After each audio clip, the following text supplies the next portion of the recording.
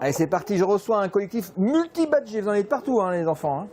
Alors, on est là pour parler de tweet en rime, mais pas que. Mais pas que, non. Donc Laetitia, à toi, vas-y. Moi, je suis Laetitia Vautrin, je suis enseignante à l'école de Pontiac-Villepinte en grande section CP et je fais partie du collectif TADA. Ouais. C'est tweet class, activités et dispositifs associés. D'accord. Donc Laurent Verra, je suis dans le 44, j'ai une classe de CP, donc je fais partie du collectif Super Team CP et donc de TADA et j'ai monté avec Laetitia le projet Tweet en rime. Tweet en rime. Et enfin une habituée du plateau. Bon si quand même. Bonjour, moi c'est Romance Cornet. Alors moi je suis maîtresse en Savoie dans une école qui s'appelle Champagneux en CM1, CM2 et moi je fais partie de TADA aussi et je viens en qualité de témoin pour le cycle 3 dans le projet. Voilà. Cycle 3 dans le projet. Alors tweet en rime. Qu'est-ce que tweet en rime? C'est tweeter tweet en alexandrin. Tweet en rime, non, c'est pas ça, c'est un projet d'écriture collaborative autour de la poésie avec une contrainte linguistique. Donc c'est sûr, on a un thème commun, là, cette année c'était les devinettes. Et on devait donc écrire des devinettes, pas forcément en rime en fait, mais on a vu, parce que la poésie c'est pas que des rimes, c'est autre chose. D'accord.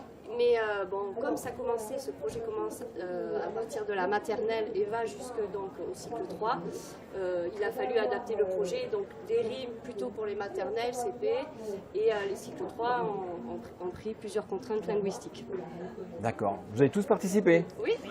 Donc combien d'élèves dans ta classe? Alors moi j'avais 22 élèves qui ont participé. D'accord. Et c'était un projet qui a réuni quand même une quarantaine de classes. Ouais. Donc, Entre 800 et 1000 élèves. Entre 800 et 1000 élèves. Il y a eu combien de tweets, tu sais à peu près ou pas? Il y a eu beaucoup de tweets. Après, on a fait un recueil à la fin avec toutes les poésies. Il y a eu combien de poésies? On a été obligé de faire deux recueils puisque ça dépassait, c'était trop lourd pour faire un seul recueil. Mais oui, on a eu du cycle 1, beaucoup de cycle 2, cycle 3, une classe de 6e. Ce qu'on aimerait développer d'ailleurs, la liaison... Appel à la population. Voilà, appel à la population, la liaison CM2 6e. Et on avait aussi une classe d'enseignement spécialisé. D'accord, donc vous êtes content, on ne veut pas dire une surproduction par rapport à ce qui a été attendu, mais ça a bien marché, il y a eu de bonne production, ça a un impact sur la classe. Oui, oui, et on n'a pas fait que de l'écriture collaborative, on a fait donc de la lecture, on a partagé, on a fait du vivre ensemble parce qu'il faut accepter le texte de l'autre, et on a fait de la poésie un peu 2.0, on va dire un mot un peu, voilà, on a augmenté la poésie par des vidéos, de la mise en voix, et ça a rendu un beau recueil numérique qu'on peut retrouver sur le blog tweetenrime.com. Tweetenrime.com.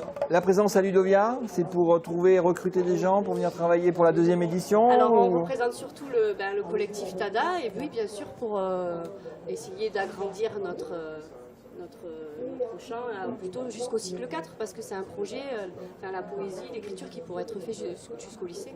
D'accord. Voilà. Ah, elle a quelque chose à rajouter. Oui. Moi je voulais juste dire voilà, que c'était un projet qui était vraiment riche et justement le fait qu'on vienne ici ça permet de mettre en valeur un projet qui débute et qui aimerait bien aussi que des gens viennent se joindre au dispositif pour enrichir encore plus ce qu'ils ont déjà beaucoup mis en ligne sur leur site. Donc toi tu n'as pas pris part au premier tour mais au deuxième tour tu seras là. Moi j'étais invitée cette année, elle m'a demandé si je voulais participer un peu pour le cycle 3 et du coup c'est vrai que moi j'étais en lien avec une classe de 6e et c'est vrai que ça a permis d'entamer un peu ce lien avec le collège et du coup les problématiques d'organisation. Mais c'est vrai qu'on a eu sur les stands plusieurs personnes de lycée qui nous ont demandé un petit peu des renseignements sur le projet. Et c'est vrai qu'on attend que ça, que les gens enrichissent au niveau littéraire, poétique, les ressources qui sont déjà bien mises en ligne. D'accord. Par les deux compères là.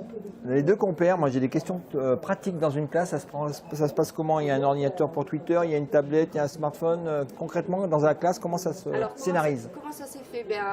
Tout d'abord, moi j'avais des petits de CP, donc du coup j'affichais tous les tweets de ma classe binôme sur le vidéoprojecteur, comme ça les enfants pouvaient lire où je leur lisais.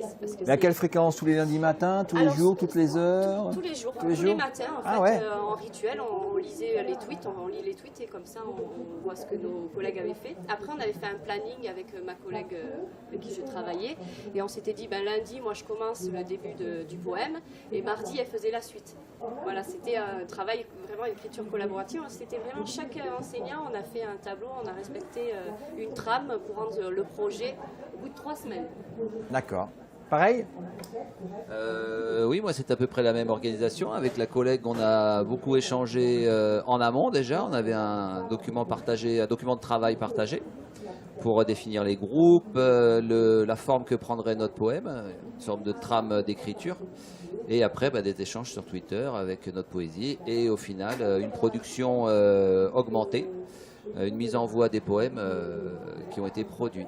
Et j'imagine quand vous faisiez de la poésie d'une autre façon avant, est-ce qu'il y avait autant de production? Est-ce que ils étaient aussi intéressés par la poésie? Alors c'est ce qu'on a mis sur le blog. Sur le blog, on a mis des ressources pour préparer ce projet justement, Ouais. pour qu'en amont on soit travailler la poésie, que les élèves sachent ce qu'est la poésie et voilà, qu'ils puissent rentrer directement dans le projet, concrétiser ce qu'ils ont appris. Oui, mais auparavant. là, après un an, est-ce que vous avez un ressenti, parce qu'on n'a pas d'études, mais c'est un ressenti, est-ce que le ressenti par rapport à ce que vous faisiez avant sans tweet en ligne, par rapport à la poésie, est-ce qu'ils sont plus impliqués, moins impliqués, plus sensibles, moins sensibles? C'est Plus sûr qu'ils motivés? ont découvert ce que c'était la poésie. Avant, dans ma classe, moi, c'était comme dans les programmes, on demande aux élèves d'apprendre 10 poésies par an. Ouais. Voilà, même si on faisait un peu de poésie en dehors, mais voilà, là, ça a enrichi quand même le dispositif. Ils savent ce qu'ils font quand ils récitent leur poésie. Ils ont mis plus de sens dans leur activité, quoi. D'accord. Donc ça, c'est bénéfique. C'était le sens de ma question. Voilà, oui. Et en plus, pour les CP, on sort un peu de leur zone de confort avec des textes et là, avec la poésie, ils découvrent un peu autre chose, quoi. Ils vont plus. Et aussi, je pense qu'ils ont plus à cœur la mise en voix, puisque c'est eux qui l'ont fabriqué avec leur classe partenaire. Je trouve ça, c'est Alors, mise en important voix, aussi. ça m'intéresse. Tu fais comment? Alors, mise en T'enregistres avec voix. un micro, avec un smartphone, avec une tablette? C'est ça, smartphone, tablette. On a fait avec Adobe Spark des applications en ligne, des vidéos et des élèves qui s'enregistraient. Je ne sais pas comment tu as fait. Alors, nous, on a travaillé sur des documents collaboratifs. Donc, avec la classe de 6e, on avait la contrainte du créneau horaire qui était un peu compliqué pour nous. Mais on a beaucoup travaillé les documents collaboratifs et nous, on a fait le choix de mettre en forme sur un Geniali. Parmi les documents, enfin les outils qu'on avait, c'était celui qui nous paraissait le plus pertinent. Parce qu'on a pu, chaque classe a pu mettre dessus les textes et puis les illustrations qui correspondaient. Voilà, on n'a pas Donc fait de on mise en dépasse la forme. dimension texte pour aller sur... Voilà. D'accord. Et nous, c'est vrai que pour les CM1, CM2 que j'ai, ça les a vraiment tirés vers l'autre, travailler avec des élèves de 6e parce que ils avaient un vocabulaire un peu plus enrichi que ce qu'on avait nous sur la thématique qu'on avait choisie. Donc c'était vraiment une richesse de communication. Bon, très bien, on a fait le tour. Mais oui. Donc c'était tweet en ligne, sur plus d'infos. Il y a un blog, il y a des Twitter, il y a des mails. Hein, on vous attend. Vous les attendez, vous les attendez. On les attend donc sur tweetenrim.com et sur Twitter @teamcp. Voilà. Ça marche, à la prochaine. Merci. Merci bien. Tac.